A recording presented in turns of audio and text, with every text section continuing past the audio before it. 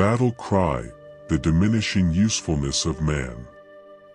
Produced by Black Bottom James at BKK Productions. Jesus is real. It may be an appropriate time to examine the total effects of LGBTQ beliefs and concepts related in the continued advancement of God's words, the truth. This lifestyle of choice is reprehensible in God's sight, as it is not only a sin but it distorts and deforms God's entire plan for the re-emergence of man in God's planning, formation and development of man for life on earth. Initially, the creation of earth was a home for man eternally.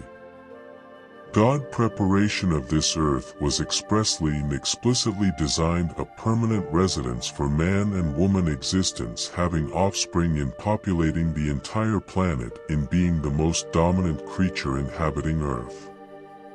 Earth was an elaborate engineering marvel serving as the residential home for all of mankind. However, sin was introduced to man by Satan, but let it be noted, God desired a man who loved him in obeying all his commandments, as God so loved man.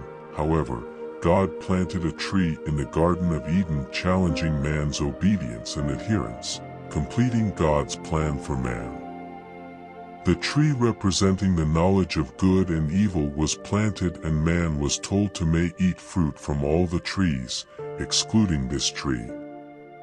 This inspired man's natural inquisitiveness and curiosity, thereby, with the prompting of Satan, man failed, he ate fruit from this tree. Immediately, he knew good from evil. Consequently, all prior arrangements and conditions changed for man, positioning man away from the leadership of God. In the days of Noah, God sent a flood destroying man from the face of the earth, which is where we are today, after Jesus atoned for the sins of man. Man has repropagated and disseminating his seed throughout the earth. Later, Satan, cunningly, whispers in the ears of man another lie, proposing to man, it is not defined for man to sleep with woman only. There are other men having the same appeal and charm, why not try? It is only speaking about another way in satisfying your needs, meeting your desires and attractions. Man is simply evolving.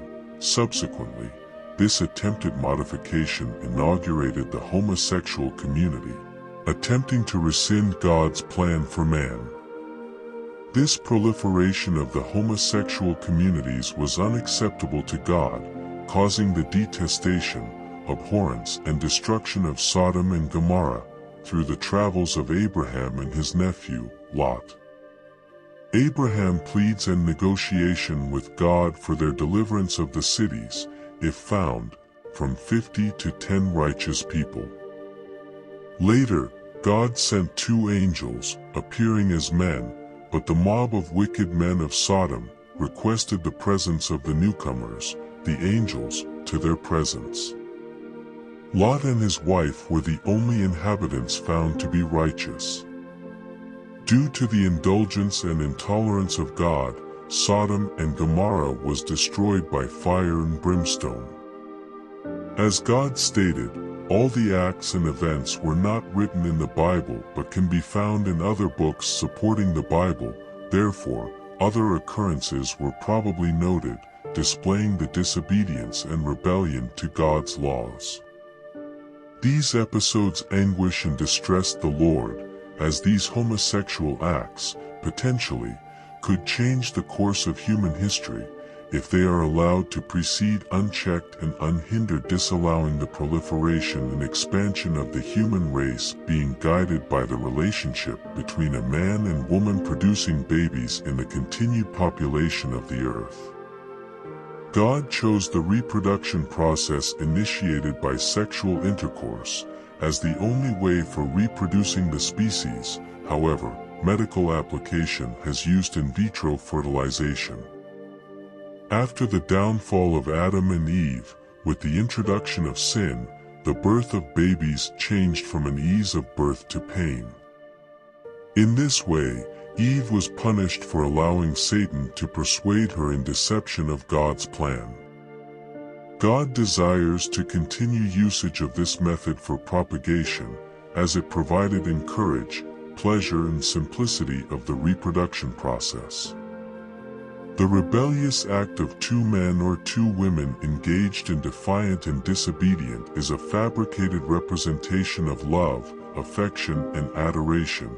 It is an offensive, distasteful and impertinent defiance of the laws of the covenant between man and God. By its nature, it reeks as an act of Satan, imposing and influencing his rendering of a man-made, contrived, artificial or synthetic truth. Satan has no originality or creative skills. He must imitate God's design, inflicting an evil, cursed or blasphemed spirit on all his vexations presented for use. He uses cavities of the human body in a corrupt, immoral or licentious manner, imitating pleasure, gratification or delight. Man shall not lay with man, nor woman shall not lay with woman. This act cannot support engagement in using the female egg and the sperm from the penis, joining together in the uterus of the female. These the reproduction actions of a man and a woman performing intercourse, a predetermined part of conception, producing an embryo during the seemingly magical process of pregnancy. This engagement provides enjoyment, happiness, and delight and produces a baby. Simplicity in its finest. Two men and two women could not produce a human hair.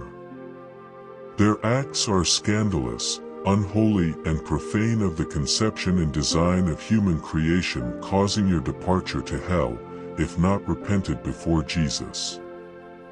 These acts are a deliberate attempt in depleting the human race by substituting homosexuals, gays, lesbians, transgenders, and the entire LGBTQ community in this plot to diminish or impair mankind's efforts in maintaining the world population. It is a lifeless plan. Mr. or Miss Gay Man, in case you didn't know, the woman is conforming to her desirability and attractiveness, capturing your attention and imagination, engaging all her sensitive of woman, enticing your body and spirit into performance of things never considered or contemplated before or since, with her and only with her. She can place an alluring impulse, captivating your body and unleashing a passion of undiscovered and undelivered craving before entering a sense of overwhelming lust for her through observation and entitlement. There are no comparison with having a woman by your side sharing emotions and sensation only a man can exhibit and encompass for a woman, knowing each assertion obligates a reactive response just for each other. A woman has romantic tones of perception and interludes of craving and desires prescribed only for the appetite of a hungry, ravenous, and voracious man, equipped and prepared for pleasing and gratification of an unspoiled, unblemished and uncorrupted woman for one night, enhancing her pristine innocence for just a night of pleasure and unchained and unbridled exuberance, releasing all the impediments for a night of indescribable, inexpressible, and incomprehensible love-making. It is regrettable in pronouncing your experience with other men, for it is lacking characteristic contributing to tangible love and affection. It is not real. It is not viral. It is lacking purity, virtue, and an innocence between a man and a woman. Your exhortation, refrain and appeal does not honor God, defining the essence and distillation the Father has soul of a man and woman relationship. The experience of your relationship will be expressionless, impassive, and uneventful, comparison to a heterosexual marriage God has endorsed, sanctioned, and advocated.